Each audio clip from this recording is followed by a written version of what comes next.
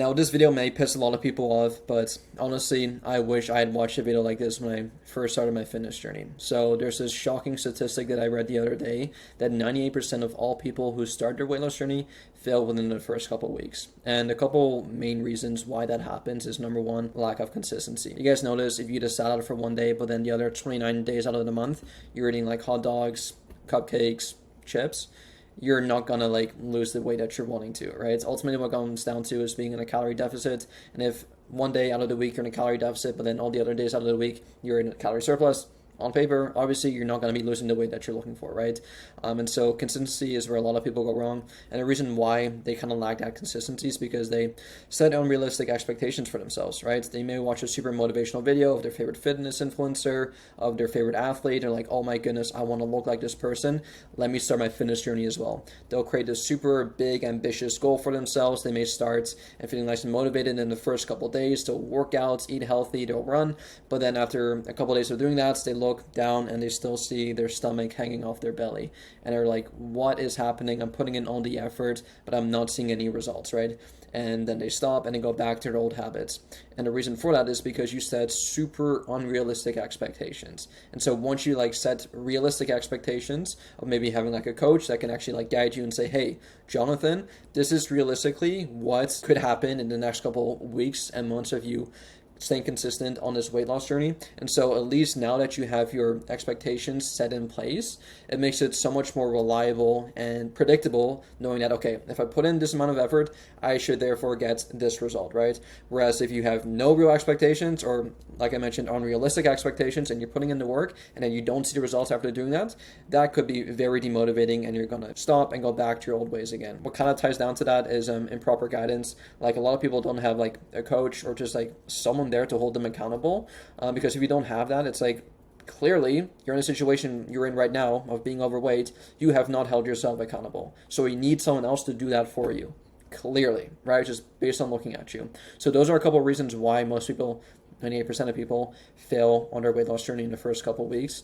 And yeah, I wish I had known that when I first started. And so one of my favorite quotes is from Tony Robbins, which basically states this: change happens when the pain of staying the same is greater than the pain of change. Does that make sense to you guys? Let's break it down really quickly.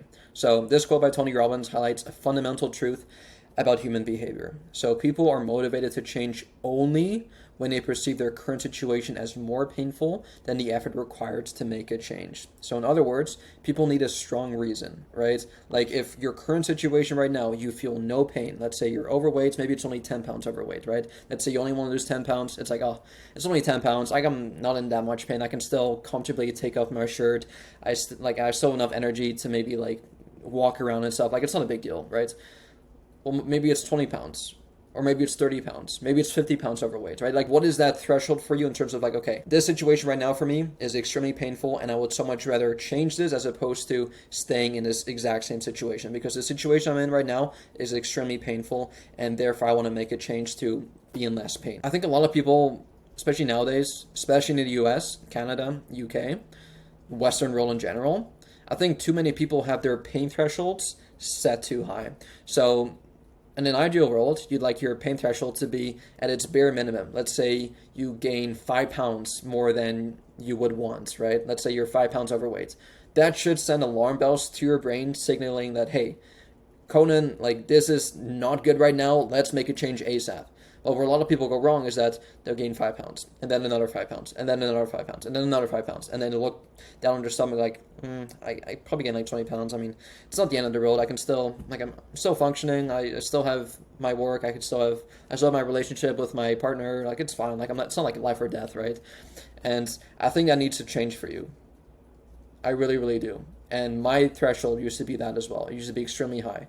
I put myself in a situation where, I mean, yeah, I was still a young kid here, 11 years old, but ages 12, 13, even 14 as well, I was like a lot worse than this. Like I was extremely fat. Just being straight up, right? And so far too many people have a super high pain threshold where it especially when it comes to their health and weight, right? So this means that they can endure significant discomfort and negative consequences from being overweight without taking any action, which is extremely, extremely scary, right? This is most likely due to, number one, gradual onset. This is really, really common where the weight gain and its related problems often happen slowly, right? It's not like an overnight thing when you wake up one day being 200 pounds and the next night or the next day you wake up being 250 pounds. Like, it doesn't happen like that. Like, change often occurs slowly but surely. Same thing when it comes to weight loss. Like, you don't just wake up one morning overnight and then you have a six pack. Like, no, it takes typically months and years, depending on when you start from, to actually like see those tangible results that you're looking for. But unfortunately, the exact same thing happens when it comes to weight gain, right? You may be a super active person in high school, college, but then as soon as you graduate, you slowly but surely ease up on the activity and you get a bit too comfortable. You get your girlfriend, you get your wife, you got your kids, right? You're super, super busy with work.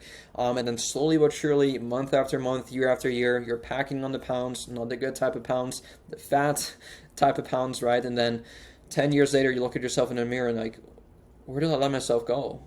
Like, what happened? When did this happen?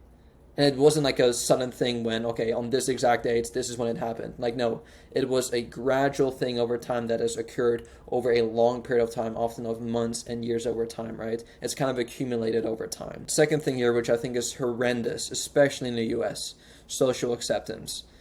In many environments, being overweight is common and socially accepted, which I don't think is okay.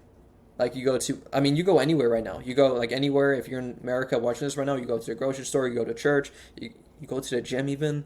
Like, a lot of people are just overweight. And I'm not like, I hate talking about this and I hate, like, I'm a nice person. Like, I'm the nicest person ever, but like, I'm just speaking facts, right? And it's not like I'm insulting people. It's just like, that person is overweight. All of them are overweight, right? It's just like, yeah, on paper they are, right? Which kind of reduces the perceived need to change. The third thing here is comfort zones. People naturally resist change because it requires effort and stepping outside of their comfort zones, right? Like, it's comfortable eating pizza. It's comfortable eating chips, right? Because it's delicious, short-term gratification, requires no real efforts, it's fun. All good, right? Whereas eating healthy requires some prep time maybe, or requires maybe some discipline, if you will.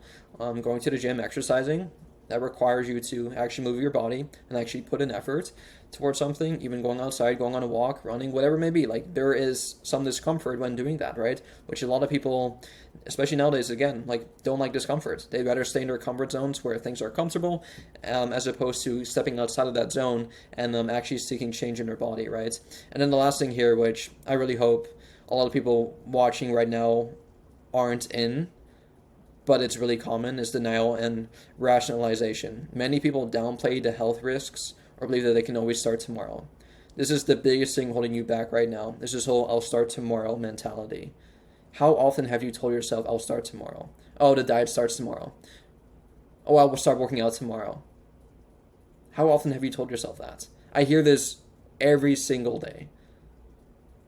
That should piss you off. Like, what's so special about tomorrow? Like, let's start right now. You're watching this video, do 10 push-ups right now. Like, what's stopping you? What's stopping you? Again, going back to this point, where are you at right now? Change happens when the pain of staying the same is greater than the pain of change. Are you in a state right now where you're in enough pain to actually make a change? Or do you think you need to lose or gain another 10 pounds or another 20 pounds? Or maybe it's 25 pounds. Maybe it's 50 pounds, right? Maybe you need to hit that threshold until you can finally start making a change, right? Here's the harsh truth. Maybe you need to gain another 25 or 50 pounds before you start making a change, right? Maybe you're hitting a real low, like a real low. Maybe you hit a point when, or maybe it's like a realization where you have your kids, they're playing outside, and you want to play with them, but you notice that I can't keep up with them anymore. Like, my body physically won't allow me to run anymore. Or I really want to travel this summer, but like, I probably won't fit in the airplane seats or something. I really want to go on that hike. Like, I would love to climb Mount Kilimanjaro or Mount Everest, but I don't think physically I'll be able to survive that, to be honest. I love to play my favorite sports again. I love to play basketball with my friends, but I don't think I can. I think I'll hurt my back. My knees hurts. I'm too heavy right now. Like, what is that pain point for you? Like, dig deep. Like, why? And where is that point? Like, and what will trigger that response to make you want to change, right? And so oftentimes experiencing more severe health issues or health issues or personal setbacks related to your weight is what it will take for you to finally realize that enough is enough, right? But why wait until you're even in more pain? Like, why wait until that point even happens? Why not shortcut your way to taking action now? Like, if you know that, okay, right now I'm not in that much pain, but I know if I keep on going down this trend, like I'm looking at my stats, every single year I've been getting like 10 pounds, 10 pounds, 10 pounds, and just going to keep adding up, right? And I probably know that if I gain another 10 pounds next year, I think that'll be my pain point. Well, why not start right now and like just like not even have that happening right now? Why not just take action right now and not even let that happen in the first place, right? Imagine living in a little discomfort today to avoid the enormous pain of severe health issues tomorrow. Again, going back to your instant gratifications versus delayed gratification. Would you rather live a nice, comfortable life right now when you can still eat your favorite foods, right? Pizza, burgers, fries, junk food, sugary cereals, don't exercise, don't go on walks, don't work out, don't do any of that, right? Would you rather live in that short-term gratification, which, I mean, you know where that's going to lead you to, right? Or would you rather delay your gratification and put into work right now so that you can live a longer, healthier, more fulfilling life, more energetic life, and actually be there for your kids, be there for your special ones on the special occasions, their graduations, the marriages, seeing your grandchildren? Like, what is that pain point for you? Like, really ask yourself that question. I don't know. Only you know. You can decide right now that your current state is painful enough and choose to make a change. Like, you don't need this video for me to tell you that.